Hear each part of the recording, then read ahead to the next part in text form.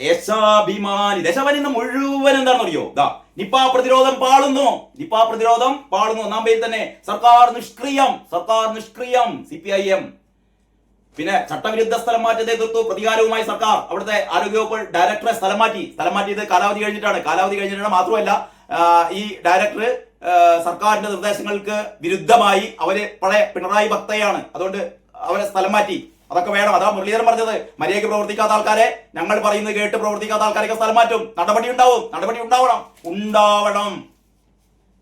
പിന്നെ മറ്റൊന്ന്, എലിപ്പനി, മഞ്ഞപ്പിത്തം, ചിക്കൻ പോക്സ്, മസ്തിഷ്ക ജ്വരം പടരുന്നു. കഴിഞ്ഞ 18-ാം തീയതി VD സതീശൻ സ്ഥാനമേറ്റ് ഒരു മാസമായിട്ടില്ല. ഇന്ന് 14-ാം തീയതി, ഒരു മാസം പോലും ആകുന്നതിന് മുമ്പ് കേരളത്തിലേക്ക് എലിപ്പനി വരുന്നു, എലികൾ വരുന്നു. പണ്ട് 10 കൊല്ലം എലിപ്പനി ഇല്ലായിരുന്നു. എലി എന്ന് പറഞ്ഞ സാധനം 10 വർഷം കേരളത്തിൽ ഇല്ലായിരുന്നു. കാരണം കാരണഭൂതല്ലേ ഭരിക്കുന്നത്. സതീശൻ വന്നപ്പോ സതീശന്റെ പിന്നാലെ എലികൾ വന്നു, എലിപ്പനി വന്നു, മഞ്ഞപ്പിത്തം വന്നു. മഞ്ഞപ്പിത്തം കേരളം കേട്ടിട്ടേ ഇല്ല. സതീശൻ വന്നു, മഞ്ഞപ്പിത്തം വന്നു. ചിക്കൻ ബോക്സ് ഒക്കെ നമ്മൾ മാറ്റിയതല്ലേ? സതീശൻ ചിക്കൻ ബോക്സ് ആയിട്ടാ വന്നത്. ചിക്കൻ ബോക്സും തലയിൽ വെച്ചിട്ടാണ് സതീശൻ വന്നത്. മസ്തിഷ്ക ജ്വരം പിന്നെ പറയാറുണ്ടോ? മസ്തിഷ്ക ജ്വരം മൂപ്പര് ഉണ്ടോ? അങ്ങനെ UDF അധികാരത്തിലേറ്റി 3 ആഴ്ച കഴിയുമ്പോഴത്തേക്ക് മസ്തിഷ്ക ജ്വരം, മഞ്ഞപ്പിത്തം, എലിപ്പനി, ഡെങ്കിപ്പനി.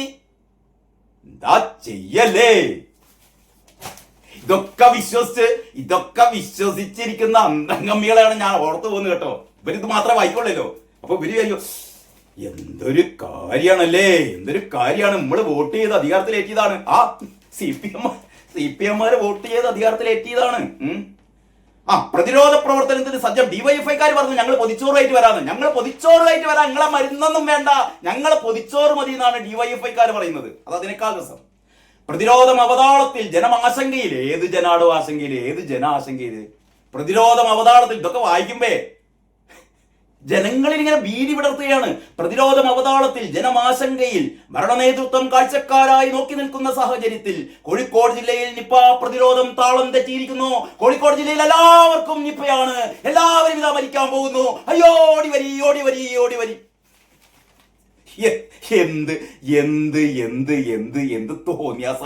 എന്ത് തോന്നിയാസാണ്.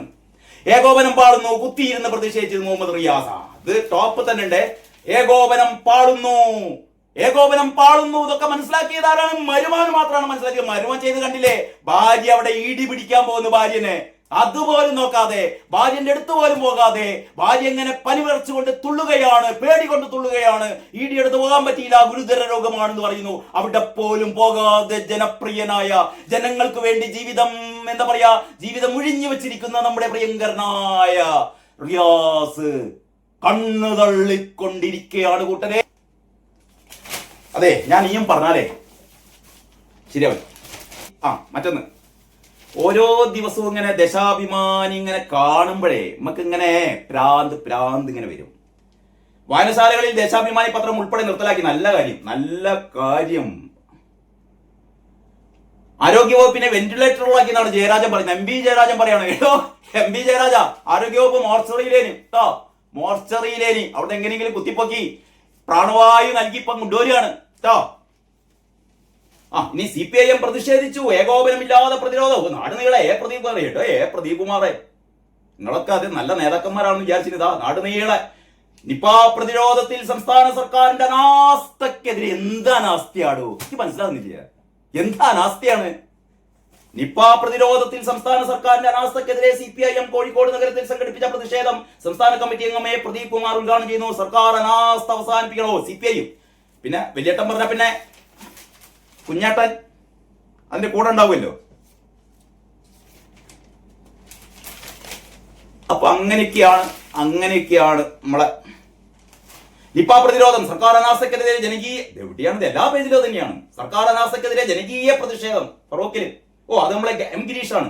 നിപ്പ പ്രതിരോധത്തിലെ സംസ്ഥാന സർക്കാരിന്റെ അനാസ്ഥക്കെതിരെ CPIM ഫറോക്ക് ഏരിയ കമ്മിറ്റി സംഘടിപ്പിച്ച പ്രതിഷേധം M ഗിരീഷ് ഉദ്ഘാടനം ചെയ്യുന്നു. അങ്ങനെ ബാക്ക് പേജിലുണ്ട്. പ്രതിരോധം അവതാളത്തിൽ, ജനമാശങ്കയിൽ. അപ്പൊ നിങ്ങള് എത്രമാത്രം ഇങ്ങനെ ആശങ്ക പടർത്തിയാലും ജനങ്ങള് ആശ്വസിച്ചിരിക്കുകയാണ്. ജയന്ത് പറഞ്ഞ പോലെ